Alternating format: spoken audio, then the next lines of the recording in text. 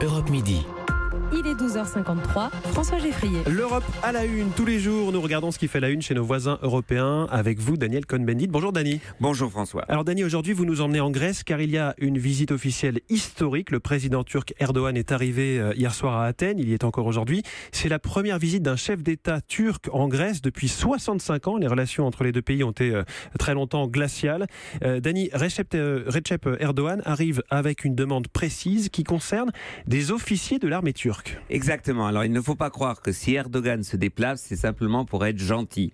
Donc il est arrivé, d'abord il a donné une interview à un grand quotidien grec en disant, vous savez, le traité de Lausanne 1923 où les frontières étaient réglées, caduque. Il faut revoir tout ça. Et deuxièmement, toute la presse turque dit, je viens prendre les 8 officiers qui en 2016 étaient partis de Turquie après le coup d'État avorté. Et ils ont pris un hélicoptère, ils ont atterri en Grèce, ils ont demandé l'asile. Les Grecs ont dû l'accepter alors que Tsipras voulait les expulser parce que la justice grecque a dit ils ont droit à l'asile. Et voilà que Erdogan dit non, ça va pas. Moi, les juges sont des bureaucrates, c'est aux politiques de décider. Donc il vient réclamer ses ex-officiers. Est-ce qu'en face, le Premier ministre grec Alexis Tsipras a quelque chose à négocier en échange ?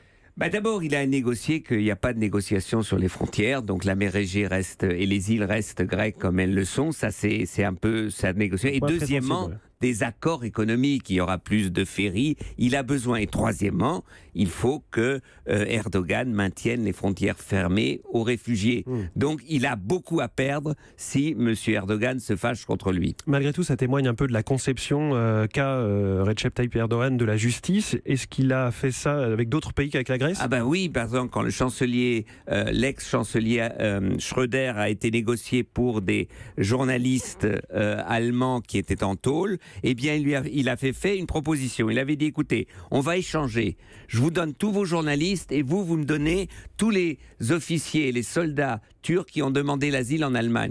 Et Schröder lui dit, mais c'est la justice qui décide. Et Erdogan lui dit, mais moi, j'en ai rien à cirer de la justice. Vous me donnez, vous aurez vos journalistes et moi, j'aurai mes officiers. C'est sa conception du monde.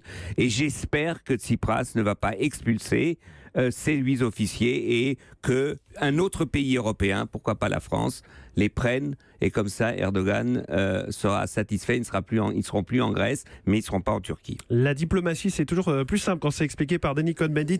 Merci Dani et bon week-end. Bon week-end, François.